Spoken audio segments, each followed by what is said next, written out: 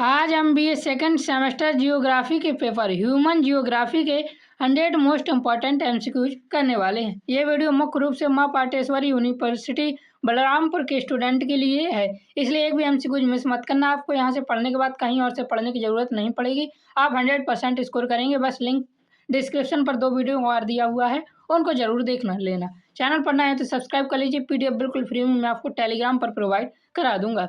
प्रत्येक MCQs को मैं एक्सप्लेनेशन के साथ आपको यहाँ समझाने वाला हूँ, इसलिए वीडियो में एंड तक जरूर बने रहें।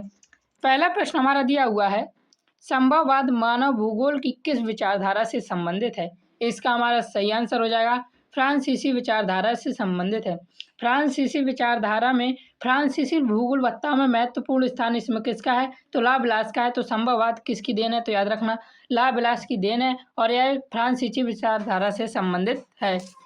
क्वेश्चन नंबर दूसरा दिया हुआ है, जिन भौगोलिक परिस्थितियों में मनुष्य रहता है उसके अनुसार ही उसका व्यवसाय और चरित्र बन जाता है।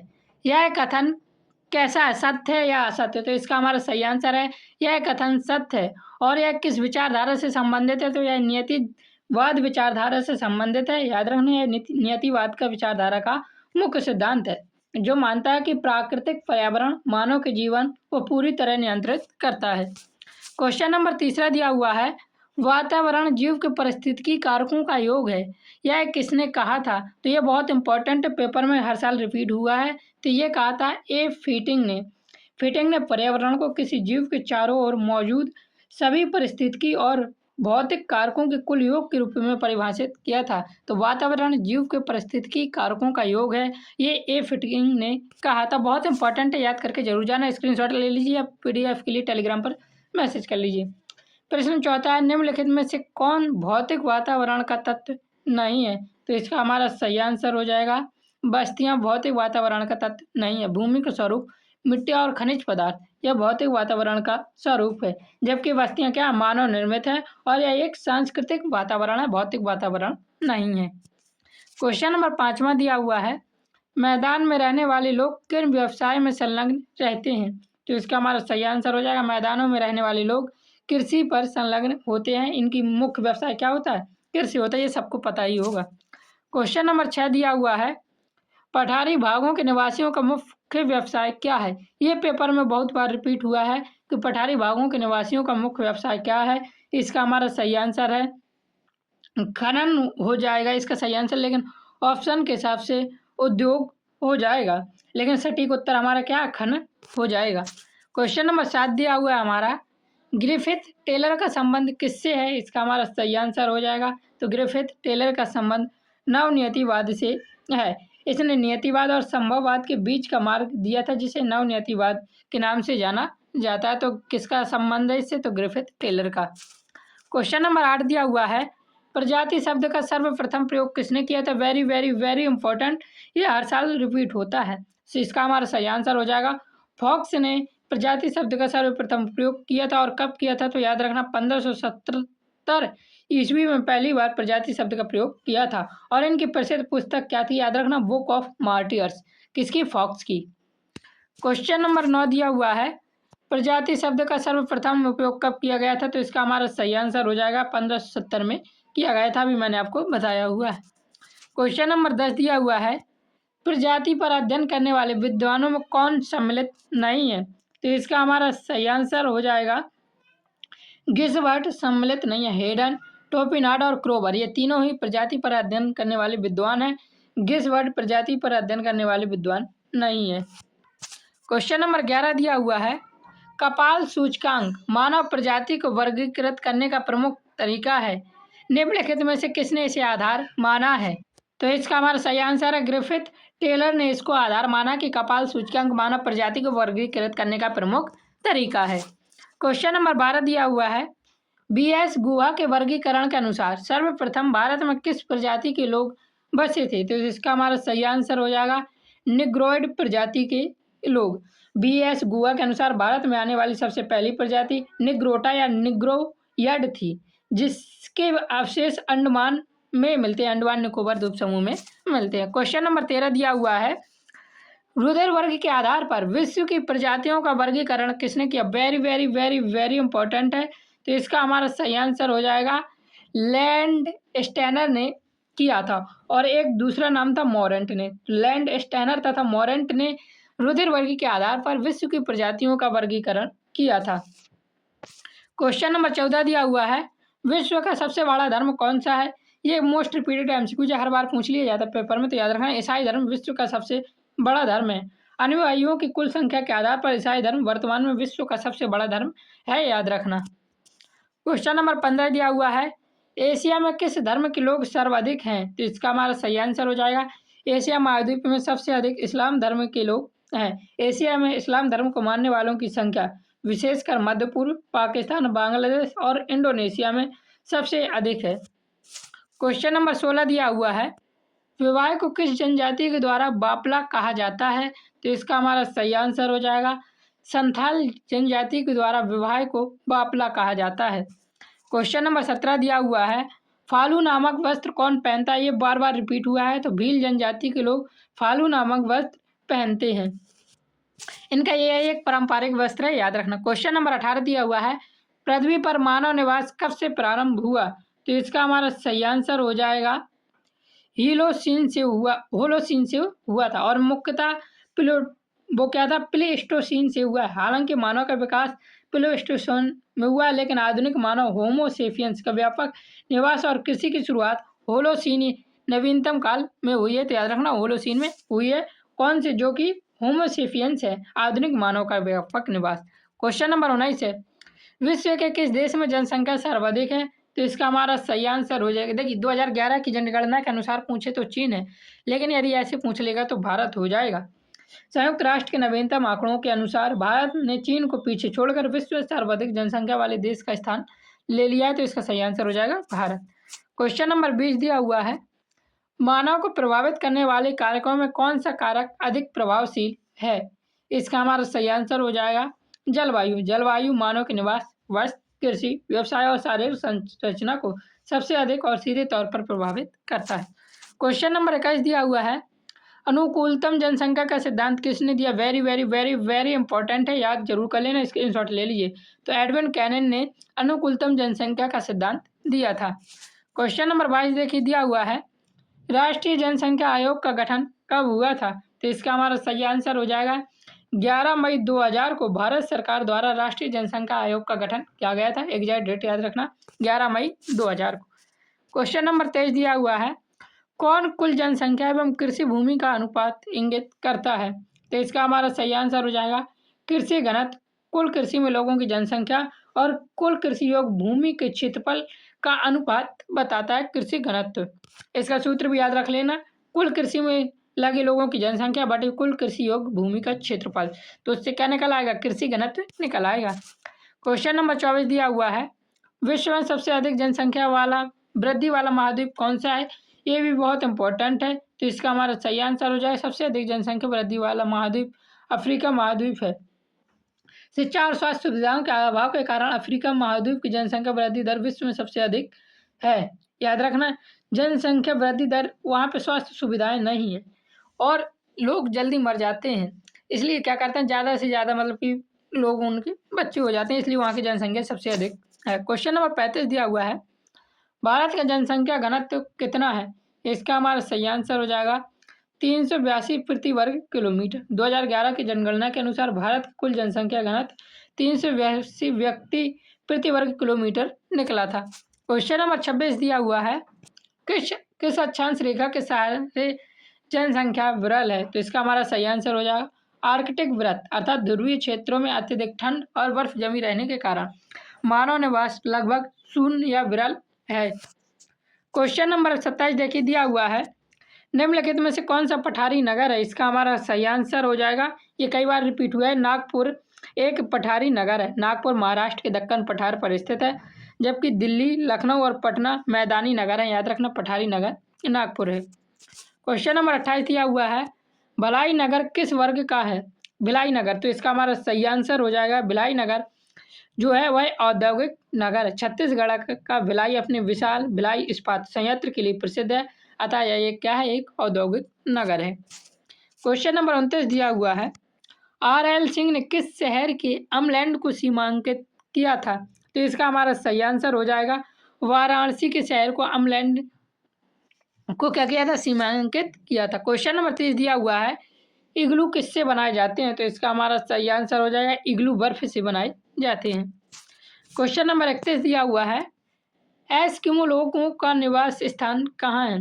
तो एस्किमो लोगों का निवास स्थान टुंड्रा प्रदेश में है। एस्किमो उत्तरी अमेरिका, कनाडा, ग्रीनलैंड और यूरेशिया के ठंडे टुंड्रा प्रदेश में निवास करते हैं। याद रखना, Eskimo very very very important है, बहुत बार रिपीट भी हुआ है। क्वेश्चन नंबर 32 दिया हुआ है, याट किस जनजाति का आवास है? तो याट जो है वह किर्गिज जनजाति का आवास है, यह मध्य एशिया में पाया जाता है। नीचे लिंक डिस्क्रिप्शन पर दिया हुआ है और 2 वीडियो का उनका वीडियो भी जाकर जरूर देखें, उसके बाद आपको कहीं से पढ़ने की कोई ज़रूरत नहीं पड़ेगी, बस ये हमसे कुछ देख लीजिए। टोडा जनजाति कहाँ निवास करती है? इसका हमारा सही आंसर हो जाएगा नीलगिरी पहाड़ियों में टोडा जनजाति निवास करती है। क्वेश्चन नंबर 34 दिया हुआ है, गोंड जनजाति मुख्यतः किस राज्य में पाई जाती है? तो गोंड जनजाति मुख्यतः मध्य प्रदेश में पाई जाती है। क्वेश्चन नंबर 35 है वेरी वेरी वेरी इंपॉर्टेंट दिया हुआ है, ये कई बार रिपीट हुआ है, भारत की सबसे बड़ी जनजाति कौन सी है? इसका हमारा सही आंसर हो जाएगा 2011 की जनगणना के अनुसार भारत की सबसे बड़ी जनजाति भारत की भील जनजाति है, जनसंख्या के आधार पर।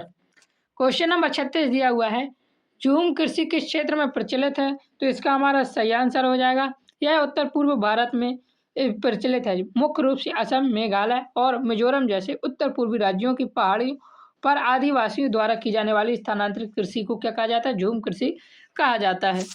क्वेश्चन नंबर 37 दिया हुआ है, झूम कृषि का दूसरा नाम क्या है? तो इसका हमारा सही आंसर हो जाएगा झूम खेती का दूसरा नाम स्थानांतरित कृषि है। इस कृषि में जंगल को काटकर जला दिया जाता है और कुछ वर्षों बाद मिट्टी की उर्वरता खत्म होने पर खेत या स्थान बदल दिया जाता है। क्वेश्चन नंबर 38 दिया हुआ है, भारत में सर्वाधिक जनजातीय जनसंख्या किस राज्य में पाई जाती है? तो इसका हमारा सही आंसर हो जाएगा मध्य प्रदेश में सर्वाधिक जनजातीय जनसंख्या पाई जाती है। क्वेश्चन नंबर 39 दिया हुआ है, मानव भूगोल का जनक किसे माना जाता है? वेरी वेरी वेरी इंपॉर्टेंट, ये रिपीट ही होता है। तो फ्रेडरिक रेडजेल को मानव भूगोल का जनक माना जाता है। इनकी पुस्तक भी याद रखना, इनकी पुस्तक थी एंथ्रोपोजियोग्राफी। इसके कारण मानव भूगोल का संस्थापक इन्हें या जनक इन्हें कहा जाता है। क्वेश्चन नंबर 40 दिया हुआ है, मानव भूगोल का मुख्य विषय क्या है? तो मानव और पर्यावरण का संबंध मानव भूगोल का मुख्य विषय है। क्वेश्चन नंबर 41 दिया हुआ है, नियतिवाद का प्रमुख समर्थक कौन था? सही आंसर हो जाएगा रेडजेल नियतिवाद के प्रमुख समर्थक है तथा उनकी शिष्या एक थी एलन सी सैंपल। याद रखना, ये रेडजेल का मानना था कि मानव पूरी तरह से प्राकृतिक पर्यावरण की उपज और उसके नियंत्रण में। तो नियतिवाद के प्रमुख समर्थक रेडजेल और उनकी शिष्य से एक लड़की थी जो कि सैंपल थी, सी सैंपल या एलन सी सैंपल उनका नाम था, याद रखना। क्वेश्चन नंबर 42 दिया हुआ है, संभववाद का प्रतिपादन किसने किया? तो सही आंसर हो जाएगा विडाल डी लाब्लास ने संभववाद का प्रतिपादन किया था। क्वेश्चन नंबर 43 है हमारा, नवनियतिवाद का प्रतिपादन किसने किया? सही आंसर हो जाएगा ग्रिफिथ टेलर ने नवनियतिवाद का सिद्धांत प्रतिपादित किया था। क्वेश्चन नंबर 44 दिया हुआ है, स्टॉप एंड गो डिटर्मिनिज्म का संबंध किससे है? तो इसका हमारा सही आंसर हो जाएगा यह नवनियतिवाद से संबंधित है। टेलर ने नवनियतिवाद को ही रुको और जाओ कहा था, जिसे इंग्लिश में एंड डू डिटर्मिनिज्म कहते हैं। जैसे ट्रैफिक लाइट यातायात को रोकती है लेकिन दिशा नहीं बदलती है, तो उसी प्रकार से इन्होंने क्या कहा था, रुको और जाओ, स्टॉप एंड गो डिटर्मिनिज्म। तो नवनियतिवाद का सिद्धांत किसने दिया था? तो टेलर ने दिया। क्वेश्चन नंबर 45 दिया हुआ है, मानव भूगोल में संस्कृति का अर्थ क्या है? तो मानव भूगोल में संस्कृति का अर्थ जीवन शैली है। संस्कृति का अर्थ है किसी समाज की संपूर्ण जीवन शैली, उसके विचार, उसका धर्म, उसकी भाषा, उसकी कला और उसके उपकरण कौन है, उसे ही भूगोल में संस्कृति कहा जाता है। क्वेश्चन नंबर 46 दिया हुआ है, सांस्कृतिक भूगोल किसकी शाखा है? तो इसका हमारा सही आंसर हो जाएगा सांस्कृतिक भूगोल मानव भूगोल की शाखा है। क्वेश्चन नंबर 47 दिया हुआ है, जनसंख्या भूगोल का मुख्य अध्ययन क्या है? तो जनसंख्या का वितरण जनसंख्या भूगोल का मुख्य अध्ययन है। क्वेश्चन नंबर 48 दिया हुआ है, जनसंख्या घनत्व का अर्थ क्या है? वेरी वेरी वेरी इंपॉर्टेंट, प्रति इकाई क्षेत्र में जनसंख्या कितनी है, यही जनसंख्या घनत्व कहलाता है। क्वेश्चन नंबर 49 दिया हुआ है, प्रवासन का अर्थ क्या है? तो प्रवासन का अर्थ है स्थान परिवर्तन। जब एक इंसान दूसरे स्थान पर प्रवासित होता है किसी वजह से, तो उसे क्या कहते हैं? स्थान परिवर्तन के कारण प्रवासन कहते हैं। क्वेश्चन नंबर 50 दिया हुआ है, ग्रामीण से शहरी प्रवास का प्रमुख कारण क्या है? तो ग्रामीण से शहरी प्रवास का प्रमुख कारण जो है वह है रोजगार।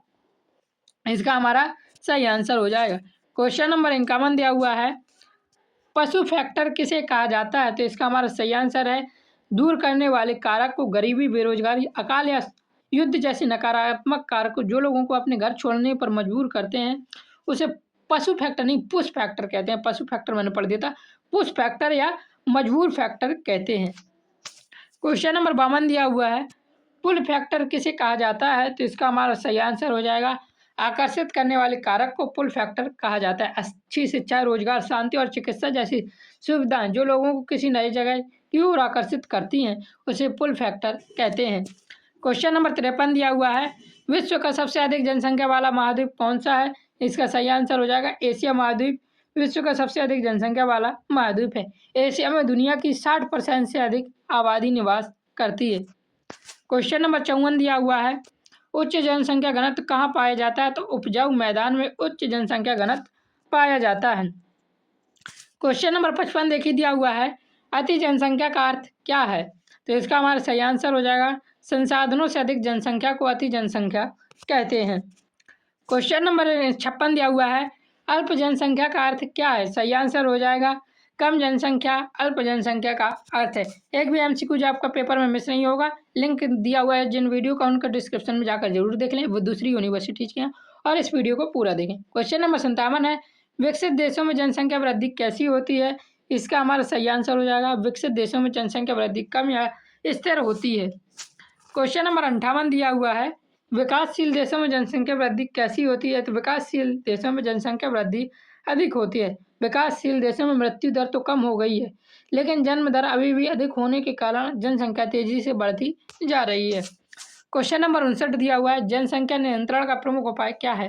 तो शिक्षा, परिवार नियोजन और जागरूकता, ये तीनों ही जनसंख्या नियंत्रण के प्रमुख उपाय हैं। क्वेश्चन नंबर 60 देखिए दिया हुआ है, जनसंख्या वृद्धि का पर्यावरणीय प्रभाव क्या है? तो प्रदूषण, वनों की कटाई और जन संसाधनों की कमी, ये तीनों ही जनसंख्या वृद्धि के कारण होता है।